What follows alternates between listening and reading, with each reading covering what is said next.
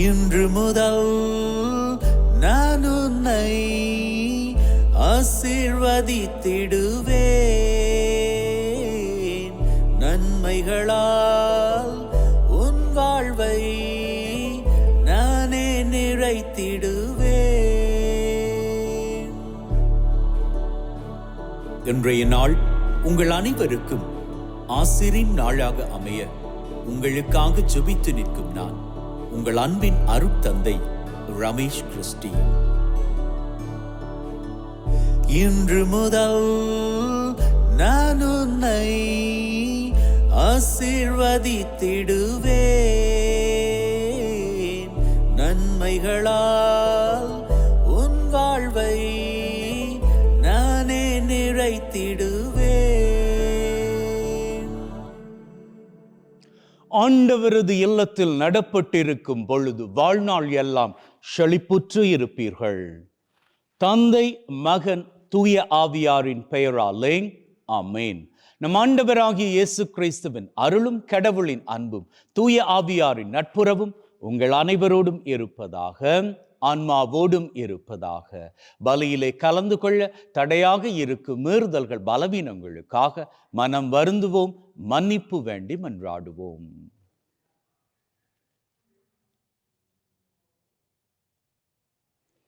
ஆண்டவரே இரக்கமாயிரும், ஆண்டவரே இரக்கமாயிரும். கிறிஸ்துவே இரக்கமாயிரும், கிறிஸ்துவே இரக்கமாயிரும். ஆண்டவரே இரக்கமாயிரும், ஆண்டவரே இரக்கமாயிரும். எல்லாம் வல்ல இறைவன் நம் மீது இரக்கம் வைத்து நம்முடைய மீறுதல்கள், பலவீனங்களில் நமக்கு விடுதலை தருவாராக. ஆமென். ஜெபிப்போமாக. அன்பே ஊற்றாகிய தகப்பனே, ஒரு புதிய நாளிலே எங்கள் ஒவ்வொருவரையும் வாழுவதற்கு என்று தட்டி எழுப்பி இருக்கிறீரே, உமக்கு கோடான கோடி நன்றிகளை ஏறெடுக்கின்றோம். அப்பா, இன்றைய நாளிலே குருக்கள், துறவியர்கள், கன்னியர்கள் மற்றும் தங்களது பிறந்த தினத்தை கொண்டாடுவோர், திருமண ஆண்டை கொண்டாடுவோர் அத்தனை பேரினுடைய நன்றிகளையும் ஏற்றுக்கொள்வீராக. மேலும் தகப்பனே, இந்த உலகத்தில் நிரந்தர சமாதானம் நிலைக்க வேண்டும் என்றும், யார் யாரெல்லாம் என்னென்ன தேவைகளோடு இந்த பலியிலே கலந்து கொள்கிறார்களோ அவர்களது தேவைகள் எல்லாம் நிறைவேற்றி தரப்பட வேண்டும் என்றும், எங்கள் ஒவ்வொருவரினுடைய வாழ்நாட்களையும் நீர்தாமே ஆசிர்வதித்து நாங்கள் கொடுக்கின்ற நன்றியை ஏற்றுக்கொள்ள வேண்டும் என்று உம்மோடு தூயாவியாரின் ஒன்றிப்பில் இறைவனாய் என்றென்றும் வாழ்ந்து ஆட்சி செய்கின்ற அவர் வழியாக உம்மை மன்றாடுகின்றோம். ஆமென். திருத்தூதர் பணிகள் நூலிலிருந்து வாசகம். அந்நாள்களில் பிற இனத்தாரும் யூதரும் தாம் அத்தலைவர்களுடன் சேர்ந்து திருத்தூதரை இழிவுபடுத்தி கல்லால் எறிய திட்டமிட்டனர். இதை அவர்கள் அறிந்து லிக்கவோனியாவில் உள்ள நகரங்களான லிஸ்திராவுக்கும் தெருபைக்கும் அவற்றின் சுற்றுப்புறங்களுக்கும் தப்பிச் சென்றார்கள். அங்கெல்லாம் அவர்கள் நற்செய்தியை அறிவித்தார்கள். லிஸ்திராவில் கால் வழங்காத ஒருவர் இருந்தார். பிறவியிலேயே கால் ஊனமுற்றிருந்த அவர் ஒருபோதும் நடந்தது இல்லை. அவர் அமர்ந்து பவுல் பேசியதை கேட்டுக்கொண்டிருந்தார். அவரிடம் நலம் பெறுவதற்கான நம்பிக்கை இருப்பதைக் கண்டு பவுல் அவரை உற்று பார்த்து உரத்த குரலில், நீர் எழுந்து காலூன்றி நேராக நில்லும் என்றார். அவர் துள்ளி எழுந்து நடக்கத் தொடங்கினார். பவுல் செய்ததை கூட்டத்தினர் கண்டு லிக்கவோனிய மொழியில், தெய்வங்கள் மனித உருவில் நம்மிடம் இறங்கி வந்திருக்கின்றன என்று குரல் எழுப்பி கூறினர். அவர்கள் பர்னபாவை சேயுசு என்றும், அங்கு பவுலே பேசியபடியால் அவரை எர்மசு என்றும் அழைத்தார்கள்.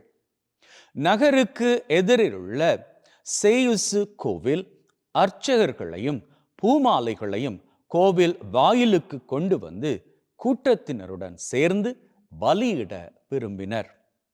இதை கேள்வியுற்ற திருத்தூதர் பர்னபாவும் பவுலும் தங்கள் மேலுடைகளை கிழித்து கொண்டு கூட்டத்திற்குள் பாய்ந்து சென்று உரக்க கூறியது, மனிதர்களே, ஏன் இவ்வாறு செய்கிறீர்கள்? நாங்களும் உங்களைப் போன்ற மனிதர்கள்தாம். நீங்கள் இந்த பயனற்ற பொருட்களை விட்டுவிட்டு விண்ணையும் மண்ணையும் கடலையும் அவற்றிலுள்ள அனைத்தையும் உண்டாக்கிய வாழும் கடவுளிடம் திரும்புங்கள் என்ற நற்செய்தியை உங்களுக்கு அறிவிக்கிறோம். கடந்த காலங்களில் அவர் அனைத்து மக்கள் இனங்களையும் அவரவர் வழிகளில் நடக்கும்படி விட்டிருந்தார். என்றாலும் அவர் தம்மை பற்றிய சான்று எதுவும் இல்லாதவாறு விட்டுவிடவில்லை. ஏனெனில் அவர் நன்மைகள் பல செய்கிறார்.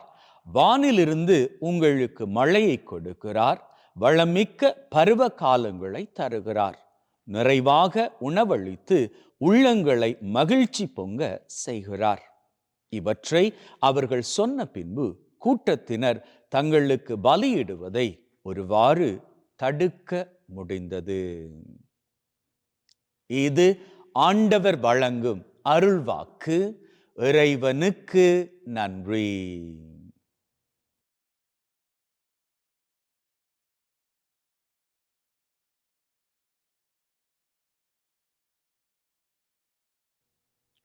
எங்களுக்கன்று ஆண்டவரே, மாட்சியை உம் பெயருக்கே உரித்தாக்கும்.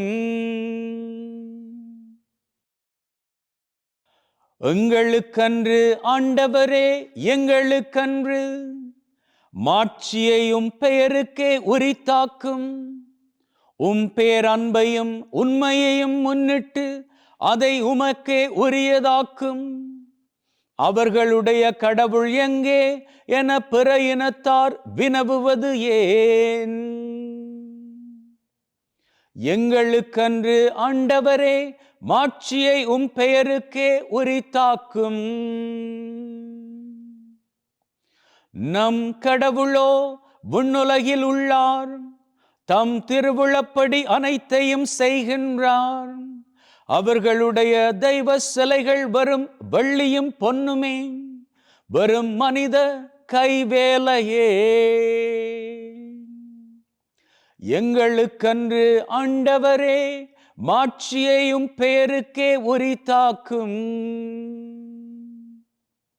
நீங்கள் ஆண்டவரிடமிருந்து ஆசி பெறுவீர்களாக. விண்ணையும் மண்ணையும் உண்டாக்கியவர் அவரே. விண்ணகமோ ஆண்டவருக்குரியது, மண்ணகத்தையோ அவர் மானிடருக்கு வழங்கியுள்ளார். எங்களுக்கன்று ஆண்டவரே, மாட்சியை உம் பெயருக்கே உரித்தாக்கும்.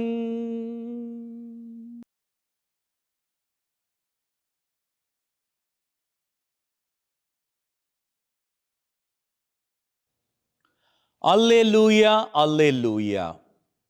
தூய ஆவியாராம் துணையாளர் உங்களுக்கு அனைத்தையும் கற்றுத்தருவார். நான் கூறிய அனைத்தையும் உங்களுக்கு நினைவூட்டுவார். அல்லேலூயா.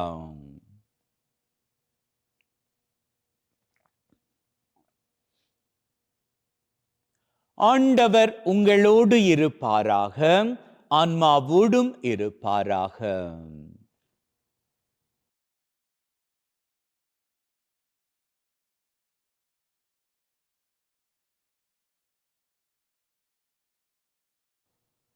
யோவான் எழுதிய நற்செய்தியிலிருந்து வாசகம்.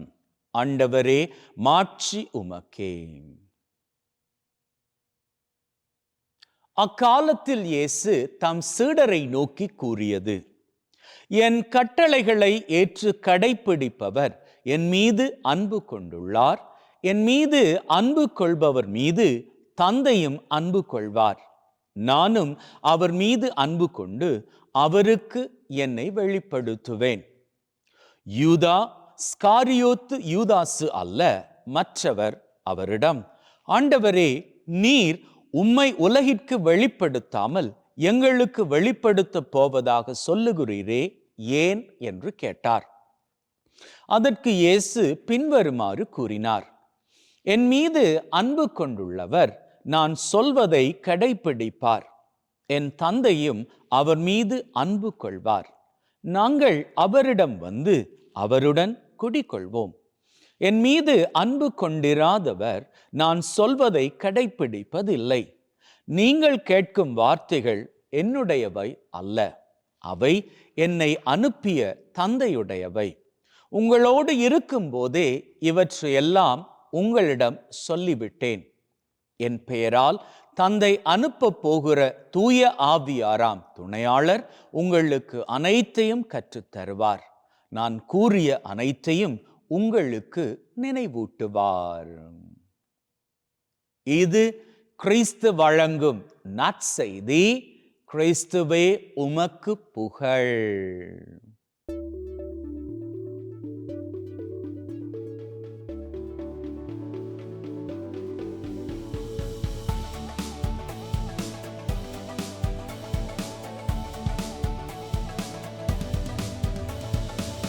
அன்பின் உள்ளங்களை இயேசு ஆண்டவர் இன்னைக்கு ஒரு படிப்பினைய நமக்கு கொடுக்கிறாரு.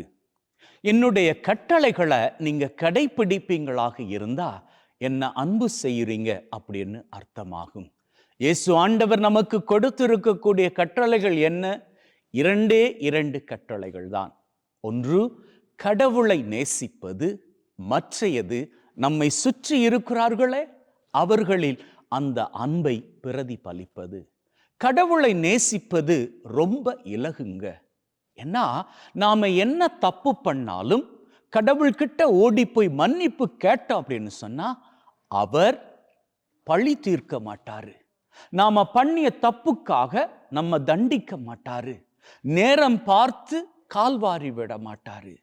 ஆனா இதுவே நாம ஒரு தப்ப அயலவர்களுக்கு பண்ணிட்டோம் அப்படின்னா என்னதான் மன்னிப்பு கேட்டாலும் அவர்கள் சமயங்கள்ல நேரம் பார்த்து நம்மை கால்வாரி விடுவதுண்டு அல்லது நம்மை அவமானப்படுத்துவதுண்டு. அதனால நாம சமயங்கள்ல தப்பு பண்ணிட்டோம் அப்படின்னு சொன்னா கூட அடுத்தவர்கள் கிட்ட போய் மன்னிப்பு கேட்பதற்கு தயங்குகிறோம். ஏன்னா அது ஒரு அவமானமாக நாம பார்க்கிறோம். இந்த நிலையில நம்மால எப்படி அடுத்தவர்களை நேசிச்சுக்க முடியும்? ஆண்டவராகிய இயேசு கிறிஸ்து சொல்றாரு, நீங்க என்னை நேசிப்பவர்களாக இருந்தால் என்னுடைய கட்டளைகளை நீங்க கடைபிடிச்சுக்கோங்க. ஒரு கட்டளை நான் கொடுக்கல, 2 கட்டளைகள் கொடுத்திருக்கிறேன். அதுல முதலாவது கட்டளையை உங்களால ஈஸியாக பண்ணிக்க முடியும். நீங்க சர்ச்சுக்கு போவீங்க, ஜெபமால ஜபிப்பீங்க, சிலுவை பாதை பண்ணுவீங்க, பக்தி முயற்சிகள் எல்லாமே பண்ணிப்பீங்க. ஏன்னா அது சுலபமான காரியம். நீங்க கடவுளை நேசிக்கிறீங்க அப்படின்னு சொல்லி அவருக்கிட்ட நீங்க வெளிப்படுத்திக்கிட்டே இருப்பீங்க. ஆனா அது மட்டும் போதாது. கடவுளை நேசிச்சிட்டீங்க அப்படின்னு சொன்னா 50 விழுக்காடு நீங்க வெற்றி அடைஞ்சிட்டீங்க. ஆனா அந்த 50 விழுக்காடும் பத்தாது. 100 விழுக்காடு உங்க வாழ்க்கையில வேணும். அப்போதான் நீங்க இயேசு கிறிஸ்து ஆண்டவரை நேசிக்கிறீங்க, உண்மையாக அன்பு செய்யறீங்க அப்படி என்பதை உறுதிப்படுத்திக்க முடியும். அடுத்த 50 விழுக்காடு நம்மை சுற்றி இருக்கிறவர்களை நேசிச்சுக்கிறது.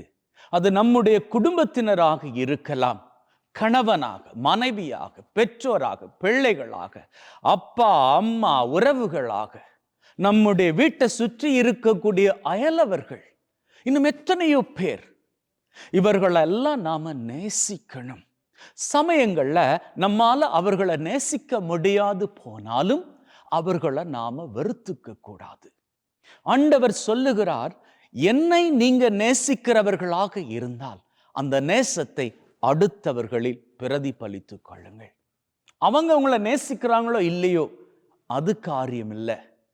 அவர்கள் உங்களை புறக்கணிக்கிறாங்களோ இல்லையோ அது காரியம் இல்லை. ஆனா நீங்க யாரையும் வெறுக்காதீங்க, நீங்க யாரையும் புறக்கணிக்காதீங்க. உங்களுக்கு துரோகம் பண்ணவங்க இருக்கிறாங்களே அவங்கள கூட மன்னிச்சுக்கோங்க. அதுக்காக அவங்கள திரும்பவும் உங்க பக்கத்துல வச்சுக்கோங்க அப்படின்னு ஆண்டவர் சொல்லல. ஆண்டவர் சொல்றாரு, உங்களுக்கு துரோகம் பண்ணவங்க, உங்களுக்கு விரோதம் பண்ணவங்க, உங்களை கால்வாரி விட்டவங்க, இவங்களை எல்லாம் மன்னிங்க. ஆனா எந்த ஒரு இடத்துலையும் ஆண்டவர் சொல்லிக்கல அவங்கள திரும்பவும் உங்க வாழ்க்கையில அருகில வச்சு அதே தப்பை பண்ணிக்கோங்க அப்படின்னு. ஆகவே இதை நன்றாக புரிஞ்சுக்கோங்க. ஆண்டவர் சொல்றாரு, என்னுடைய கட்டளைகளை நீங்க கடைப்பிடிப்பவர்களாக இருந்தால் என்னை அன்பு செய்கிறீர்கள் அப்படின்னு நீங்க வெளிப்படுத்துறீங்க. கடவுளது அன்பு நம்முடைய வாழ்க்கையில இருக்கணும் அப்படின்னு சொன்னா நாம கடவுளை நேசிக்கணும், அடுத்தவர்களை நேசிக்கணும். அப்படி நேசிச்சு வாழுகிற பொழுது 100 விழுக்காடு நாம இயேசு கிறிஸ்து ஆண்டவர் நமக்கு கொடுத்த படிப்பினையின்படி நாம வாழ்றோம். அப்படி வாழுகின்ற பொழுது நம்முடைய வாழ்க்கையில பலதரப்பட்ட ஆசீர்வாதங்கள் இறங்கி வரும். இன்னைக்கு உங்க வாழ்க்கையில என்னென்ன ஆசீர்வாதங்கள் இல்லாது நீங்க தவிக்கிறீங்க? அப்படியான ஆசீர்வாதங்கள் உங்களுக்கு தேவையாக இருந்தால் ஆண்டவரது காலடிகளை பற்றி பிடித்து கொண்டு, ஆண்டவரே இந்தந்த ஆசீர்வாதங்கள் எங்களுக்கு வேண்டும் அப்படின்னு நீங்க வேண்டி ஜெபிப்பது மாத்திரம் இல்லை, ஜெபிச்சுக்கோங்க. அந்த ஜெபத்தோடு சேர்த்து உங்க வாழ்க்கையில இருக்கக்கூடிய தவறுகளையும் சரி செய்து கொள்ளுங்க. எத்தனையோ வருஷ காலமாக உங்களது சொந்த உறவுகளோடு நீங்க பேசாம இருக்கலாம் இல்லையா? அதை சரி செய்து கொள்ளுங்க. ஏதோ ஒரு சின்ன சண்டை, அதன் மூலமாக நீங்க இப்ப வரைக்கும் பேசாம இருக்கிறீங்க, அதை சரி செய்து கொள்ளுங்க.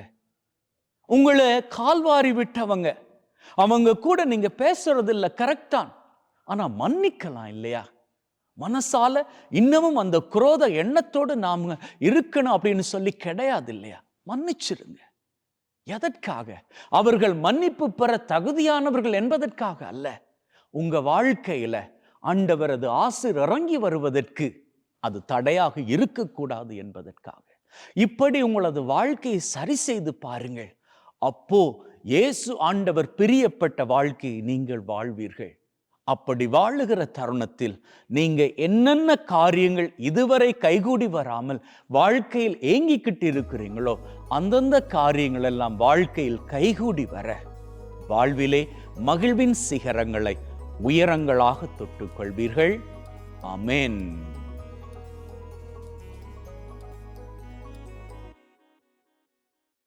நீர் என்ன சொன்னாலும் தவறாமல் செய்திடுவேன். நீ தந்த வாழ்க்கையாவும் உமக்குத்தான் சொந்தமே. ஆண்டவரே, அனைத்துலகின் நிறைவா உம்மை போற்றுகின்றோம். ஏனெனில் உமது அருட்பெருக்கிலிருந்து இந்த அப்பத்தை பெற்றுக் கொண்டோம். நலத்தின் விளைவும் மனித உழைப்பின் பயனுமாகிய இந்த அப்பத்தை உமக்கு ஒப்புக் கொடுக்கின்றோம். வாழ்வழிக்கும் அப்பமாக மாறும்.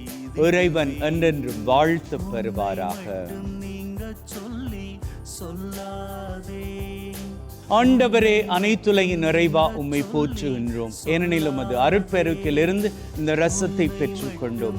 நிலத்தின் விளைவும் திராட்சை கொடியின் பயனுமாகிய இந்த ரசத்தை உமக்கு ஒப்புக் கொடுக்கின்றோம். வாழ்வழிக்கும் பானமாக மாறும். இறைவன் என்றென்றும் வாழ்த்து பெறுவாராக.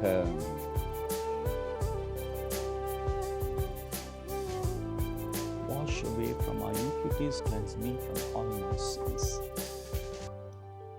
சகோதர சகோதரிகளை, பிள்ளைகளை, என்னுடையதும் உங்களுடையதுமான இந்த பலி நம் தந்தையாகிய இறைவனுக்கு ஏற்றதாகும்படி மன்றாடுங்கள். ஆண்டவர் தன்னுடைய திருப்பெயரின் புகழ்ச்சிக்காகவும் மாட்சிக்காகவும் திரு அவையின் நன்மைக்காகவும் கையிலிருந்து இந்த பலியை ஏற்றுக்கொள்வாராக. மீட்பு கூற்றாகிய தகப்பனை இறைவா, ஒப்பு கொடுக்கின்ற பலி வழியாக எங்கள் வாழ்வின் மீது நிறைய ஆசிரை பொழிந்தருள்வீராக. எங்கள் ஆண்டவராகிய கிறிஸ்து வழியாக உம்மை மன்றாடுகின்றோம். ஆமென். ஆண்டவர் உங்களோடு இருப்பாராக, ஆன்மாவோடும் இருப்பாராக. இதயங்களை மேலே எழுப்புங்கள், ஆண்டவரை நோக்கி எழுப்பியுள்ளோம். நம் இறைவனாகிய ஆண்டவருக்கு நன்றி கூறுவோம். அதுவே தகுதியும் நீதியுமானது. தூயவரான தந்தையே, அன்றும் வாழும் எல்லாம் வல்ல இறைவா, எந்நாளும் எவ்விடத்திலும் நாங்கள் உமக்கு நன்றி பலி செலுத்துவது மெய்யாகவே தகுதியும் நீதியுமாகும். எங்கள் கடமையும் மீட்புக்குரிய செயலுமாகும். உம்முடைய வார்த்தையானவர் வழியாக அனைத்தையும் படைத்தீர். அவரை மீட்பராக இடைற்றுபவராக எங்களுக்கு அனுப்பினீர். அவர் தூய ஆவியால் கன்னிமரியிடமிருந்து உடலெடுத்து மனிதனானார். சாவை வென்று உயிர்ப்புண்ணென விளங்க செய்தார். ஆகவே வானதூதர் புனிதர் அனைவரோடு நாங்களும் சேர்ந்து உம்முடைய மாட்சியை புகழ்ந்து ஒரே குரலாய் சொல்லுவதாவது: தூயவர் தூயவர் தூயவர், வான் படைகளின் கடவுளாம் ஆண்டவர். விண்ணகமும் மண்ணகமும் உமது மாட்சியால் நிறைந்துள்ளன. உன்னதங்களிலே ஓசன்னா. ஆண்டவர் பெயரால் வருகிறவர் ஆசி பெற்றவர். உன்னதங்களிலே ஓசன்னா. ஆண்டவரே, நீர் மெய்யாகவே தூயவர், தூய்மை அனைத்திற்கும் ஊற்று. ஆகவே உம்முடைய ஆவியை பொழிந்து காணிக்கைகளை தூய்மைப்படுத்த தாழ்மையுடன் வேண்டுகின்றோம். இவ்வாறு எங்கள் ஆண்டவர் இயேசு கிறிஸ்துவின் உடலும் இரத்தமுமாக எங்களுக்கு இவை மாறுவனவாக.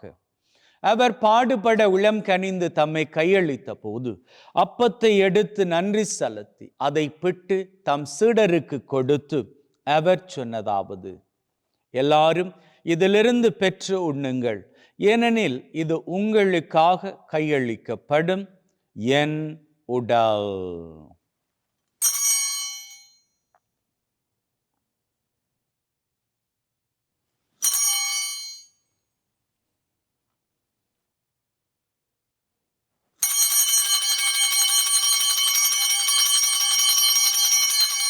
அவ்வண்ணமே உணவருந்திய பின் கிண்ணத்தை எடுத்து நன்றி செலுத்தி தம் சீடருக்கு கொடுத்து அவர் சொன்னதாவது: எல்லாரும் இதிலிருந்து பெற்று பருகுங்கள், ஏனெனில் இது புதிய நித்திய உடன்படிக்கைக்கான என் இரத்தம், பாவ மன்னிப்புக்கென்று உங்களுக்காகவும் எல்லாருக்காகவும் சிந்தப்படும். இதை என் நினைவாக செய்யுங்கள்.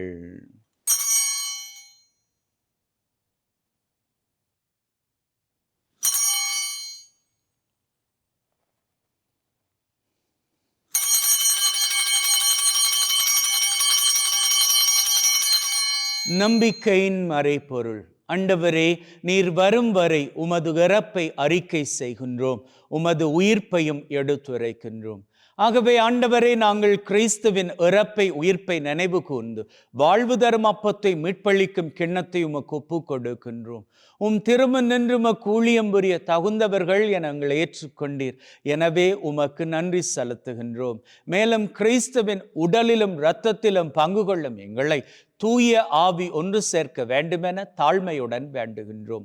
ஆண்டவரே, உலகெங்கும் பரவி இருக்கும் உம்முடைய திரு அவை, எங்கள் திருத்தந்தை லியோ, எங்கள் ஆயர் தாமஸ் மற்றும் உம்முடைய திருநிலையினர் பொதுநிலையினர் அனைவரையும் பரம அன்பின் உறுதி பெற செய்தருளும்.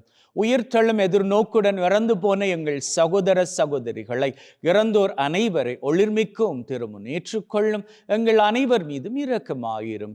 கடவுளின் கன்னி தாயான மாட்சிமிக்க மரியா, அவருடைய கணவரான புனித யோசேப், இவ்வுலகில் உமக்கு உகந்தவர்களாயிருந்த புனிதராகிய அனைவருடன் நிலை வாழ்வில் தோழமை கொண்டு உம் திருமகன் கிறிஸ்து வழியாக உம்மை புகழ்ந்தேற்றும் வரமருள உம்மை மன்றாடுகின்றோம்.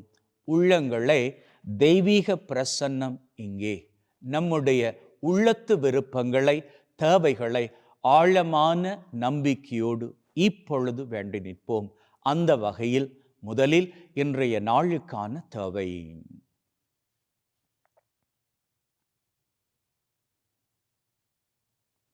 இந்த வாரத்திற்கான தேவை.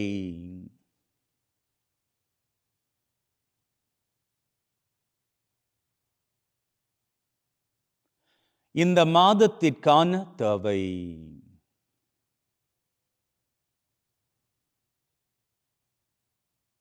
இந்த வருஷத்திற்கான தேவை.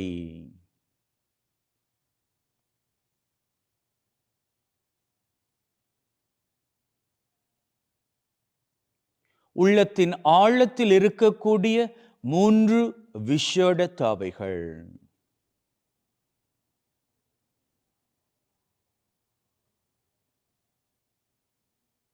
அத்தோடு உலகத்திலே நிரந்தர சமாதானம் கிடைக்க வேண்டும் என்றும் ஜெபித்து நிற்போம்.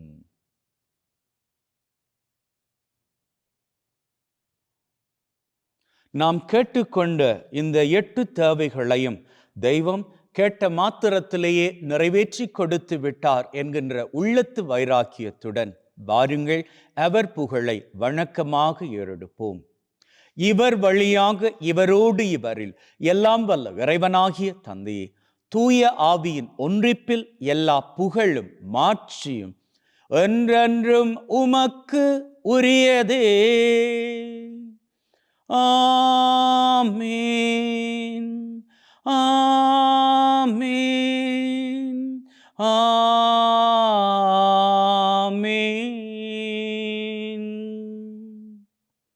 மீட்பரின் கட்டளையால் கற்பிக்கப்பட்டு தேவ படிப்பினையில் பயிற்சி பெற்று நாம் நம்பிக்கையோடு சொல்லுவோம். விண்ணுலகில் இருக்கிற எங்கள் தந்தையே, உமது பெயர் தூயது என போற்றப் பெறுக. உமது ஆட்சி வருக. உமது திருவிழம் விண்ணுலகில் நிறைவேறுவது போல மண்ணுலகிலும் நிறைவேறுவதாக. எங்கள் அன்றாட உணவை இன்று எங்களுக்கு அளித்தரலும். எங்களுக்கு எதிராக தீமை செய்வோரை நாங்கள் மன்னிப்பது போல எங்கள் பாவங்களை பொறுத்தரலும். எங்களை சோதனைக்குட்படுத்தாதையும் தீமையிலிருந்து எங்களை விடுவித்தரலும். ஆண்டவரே, தீமை அனைத்திலும் இருந்து எங்களை விடுவித்து எங்கள் வாழ்நாளில் அமைதியை கனிவுடன் அருள உம்மை வேண்டுகின்றோம். உம்முடைய இரக்கத்தின் உதவியால் நாங்கள் பாவத்திலிருந்து எப்பொழுதும் விடுதலை பெற்று யாதொரு கலக்கமும் இன்றி நலமாயிருப்போமாக. நாங்கள் எதிர்நோக்கி இருக்கும் பேரின்பத்திற்காகவும் மீட்பராகிய இயேசு கிறிஸ்துவின் வருகைக்காகவும் காத்திருக்கின்றோம். ஏனெனில் ஆட்சியும் வல்லமையும் மாட்சியும் என்றென்றும் உமக்குரியதே. ஆண்டவரே இயேசு கிறிஸ்துவை, அமைதியை உங்களுக்கு விட்டு செல்கிறேன், என் அமைதியை உங்களுக்கு தருகிறேன் என்றும் திருத்தூதர்களுக்கு சொன்னீரே. எங்கள் மீறுதல்கள் பலவீனங்களை பார்க்காமல் உம்முடைய திரு அவையின் நம்பிக்கையை கண்ணோக்கி அதற்கு அமைதியும் ஒற்றுமையும் தந்தரள திருவிழம் கல்வீராக. என்றென்றும் வாழ்ந்து ஆட்சி செய்கின்றவர் நீரே. ஆமென். ஆண்டவருடைய அமைதி உங்கள் அனைவரோடும் என்றும் இருப்பதாக, ஆன்மாவோடும் இருப்பதாக. ஒருவர் ஒருவருக்கு கிறிஸ்துவின் அமைதியை பகிர்ந்து கொள்வோம்.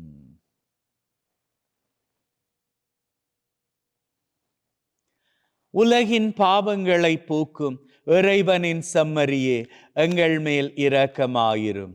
உலகின் பாவங்களை போக்கும் இறைவனின் செம்மறியே, எங்கள் மேல் இரக்கமாயிரும். உலகின் பாவங்களை போக்கும் இறைவனின் செம்மறியே, எங்களுக்கு அமைதியை அளித்தருளும். இதோ நம் ஆண்டவராகிய இயேசு கிறிஸ்து நாம் ஒவ்வொருவரையும் மகிழ்வோடு வாழ அழைத்து நிற்கும் தெய்வம். அழைக்க பெற்ற நாங்கள் பேறு பெற்றோர். ஆண்டவரே, தேவரீர் என் உள்ளத்தில் எழுந்தருள நான் தகுதியற்றவன். ஆனால் ஒரு வார்த்தை மட்டும் சொல்லி அருளும், என் ஆன்மா நலமடையும். May the mingling of this body and blood of Christ bring me everlasting life. Amen.